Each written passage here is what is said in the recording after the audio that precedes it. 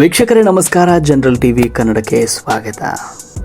ವೀಕ್ಷಕರೇ, ಇಮ್ಯಾಜಿನ್ ಮಾಡ್ಕೊಳ್ಳಿ, ರಾತ್ರಿ ನಿಮ್ಮ ಅಕೌಂಟ್ನಲ್ಲಿದ್ದ ದುಡ್ಡು ನೀವು ಬೆಳಿಗ್ಗೆ ಎದ್ದಾಗ ನಿಮ್ಮ ಬ್ಯಾಂಕ್ ಅಕೌಂಟ್ ಸಂಪೂರ್ಣವಾಗಿ ಖಾಲಿಯಾಗಿರುತ್ತೆ ಹಾಗೂ ನೀವು ವಾಸಿಸ್ತಾ ಇರುವ ನಗರದ ವಿದ್ಯುತ್ ಸಂಪರ್ಕವೆಲ್ಲ ಕಡಿತಗೊಂಡಿರುತ್ತೆ. ಜೊತೆಗೆ ನಿಮ್ಮ ಫೋನ್ ನಿಮ್ಮ ಮಾತನ್ನೇ ಕೇಳ್ತಾ ಇರೋದಿಲ್ಲ. ಹೌದು, ಇದು ಯಾವುದೋ ಸೈಫೈ ಸಿನಿಮಾದ ಕತೆ ನಾನು ನಿಮ್ಗೆ ಹೇಳ್ತಾ ಇಲ್ಲ. ಇದು AI ಆಂಥ್ರೋಪಿಕ್ ಅಟ್ಯಾಕ್ನ ಕರಾಳ ಮುಖದ ಬಗ್ಗೆ ನಾನು ಹೇಳ್ತಾ ಇರೋದು.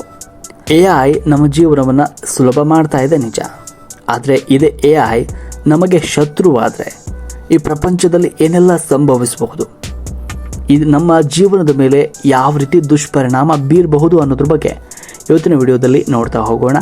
ವಿಡಿಯೋನ ಕೊನೆ ತನಕ ನೋಡಿ ಹಾಗೂ ನೀವಿನ್ನು ನಮ್ಮ ಚಾನಲ್ನ ಸಬ್ಸ್ಕ್ರೈಬ್ ಮಾಡ್ಕೊಳ್ದಿದ್ರೆ ಈಗಲೇ ಸಬ್ಸ್ಕ್ರೈಬ್ ಮಾಡಿಕೊಂಡು ಪ್ರತಿಯೊಂದು ಇಂಟ್ರೆಸ್ಟಿಂಗ್ ಮಾಹಿತಿಗಳನ್ನು ಪಡೆದುಕೊಳ್ಳಿ.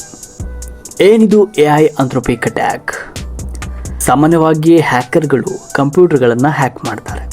ಆದರೆ ಈ AI ಆಂಥ್ರೋಪಿಕ್ ಅಟ್ಯಾಕ್ನಲ್ಲಿ AI ಮಾದರಿಗಳನ್ನೇ ಗುರಿಯಾಗಿಸಲಾಗುತ್ತೆ. ಅಂದರೆ AIಗೆ ತಪ್ಪು ಮಾಹಿತಿಯನ್ನು ನೀಡಿ ಅದರ ನಿರ್ಧಾರಗಳನ್ನು ಬದಲಿಸೋದು, ಜೊತೆಗೆ ಅದು ಮನುಷ್ಯರ ವಿರುದ್ಧವೇ ಕೆಲಸ ಮಾಡುವಂತೆ ಪ್ರೇರೇಪಿಸೋದು. ಇದರಲ್ಲಿ ಎರಡು ವಿಧಗಳಿವೆ. ಇಲ್ಲಿ AI ಕಣ್ಣಿಗೆ ಕಾಣದ ಸಣ್ಣ ಬದಲಾವಣೆಗಳನ್ನು ಮಾಡುವ ಮೂಲಕ ಅದನ್ನು ದಾರಿ ತಪ್ಪಿಸಲಾಗುತ್ತೆ. ಎರಡನೇದು AI ಕಲಿಯುವ ಡೇಟಾದಲ್ಲೇ ತಪ್ಪು ಮಾಹಿತಿಯನ್ನು ತುಂಬಿಡೋದು. ಅಂದರೆ ಒಂದು ಉದಾಹರಣೆ ಕೊಡ್ತೀನಿ ನಿಮಗೆ. ಒಂದು ಸೆಲ್ಫ್ ಡ್ರೈವಿಂಗ್ ಕಾರ್ ಇರುತ್ತೆ, ರಸ್ತೆಯಲ್ಲಿ ಹೋಗ್ತಾ ಇರುತ್ತೆ ಅಂದ್ಕೊಳ್ಳಿ.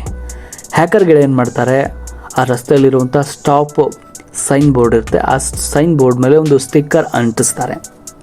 ಮನುಷ್ಯನಿಗೆ ಅದು ಸ್ಟಿಕ್ಕರ್ ಅಂತ ಗೊತ್ತಾಗುತ್ತೆ, ಆದರೆ AIಗೆ ಅದನ್ನು ತಿಳ್ಕೊಳ್ಳೋಕ್ಕೆ ಆಗೋದಿಲ್ಲ. ಆವಾಗ ಆ ಕಾರು ಅಲ್ಲಿ ನಿಲ್ಲದೆ ಹಾಗೆ ಓಡ್ತಾ ಇರುತ್ತೆ. ಇದರಿಂದ ಅಪಘಾತಗಳು ಸಂಭವಿಸುವ ಸಾಧ್ಯತೆಗಳಿರ್ತವೆ. ಇನ್ನು ಸೈಬರ್ ಕ್ರೈಮ್ಗಳಲ್ಲಿ AI ಬಳಕೆ.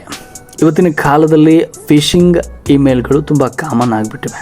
ಅಂದರೆ AI ಬಂದ ಮೇಲೆ ಇವು ಎಷ್ಟು ಎಫೆಕ್ಟಿವ್ ಆಗಿವೆ ಅಂದರೆ ಅವುಗಳನ್ನು ಪತ್ತೆ ಹಚ್ಚೋದೇ ಅಸಾಧ್ಯ.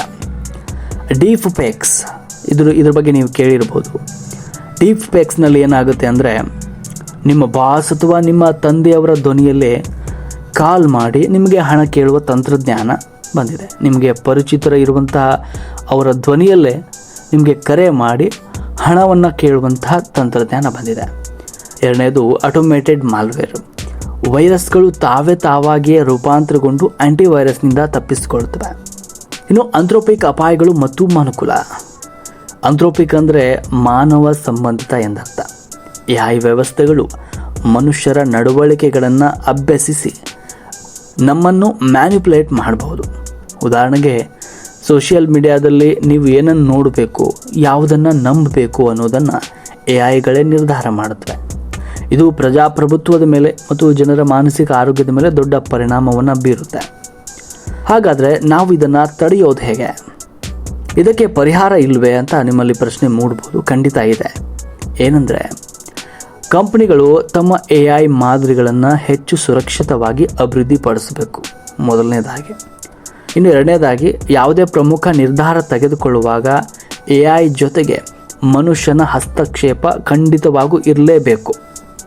ಇನ್ನು ಮೂರನೇದಾಗಿ, ನಾವು ಅಪರಿಚಿತ ಲಿಂಕ್ಗಳನ್ನು ಕ್ಲಿಕ್ ಮಾಡಬಾರ್ದು ಮತ್ತು ಟ್ರೂ ಫ್ಯಾಕ್ಟರ್ ಅಥೆಂಟಿಕೇಷನನ್ನು ನಾವು ಬಳಸ್ತಾ ಇರಬೇಕು.